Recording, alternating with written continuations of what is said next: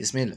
السلام عليكم ورحمة الله وبركاته، المتتبعين القناة فيلالي تيفي والناس المتتبعين القناة محمد الحارثي.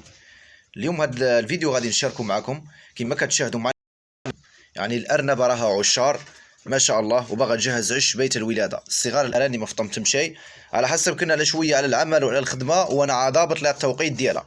كنت غادي نفطمهم البارح وقلت حتى الصباح إن شاء الله بإذن الله باش نفطمهم، وقلت على حسب باللي الأرنبة هي اليوم إن شاء الله غادا توجد في العش المكان ديالها، وعلى حسب العمل شوية راكم عارفين.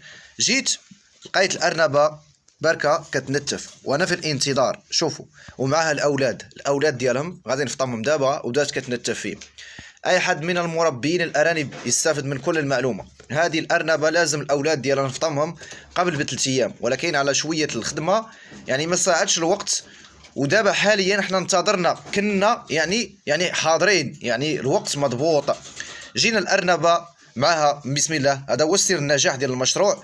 الأرنبة ما شاء الله اللهم بارك وزيد. الأرنبة هي حامل وفيها الأولاد ومعها أولاد ديالها اللي اهتمت بهم وكبراتهم، غادي نعزلوهم للفطام وغنديروا لها الشبكة بلاستيكية كما هذا. الأرنبة اللي والدة غادي نحطوا لها الشبكة بلاستيكية ولتحت كرتونة، وغادي تتم ان شاء الله الولاده ديالها بنجاح. اي حد ماشي مشترك في القناه يشترك في القناه ويفعل زر الجرس باش تشوف الاولاد ديالها في الحلقه الجايه ان شاء الله من بعد ما تولدهم ونشوفوا العدد ديالهم. شكرا لكل الناس المتتبعين القناه فيلالي تيفي والناس المتتبعين القناه تربيه الارانب مع محمد الحارثي.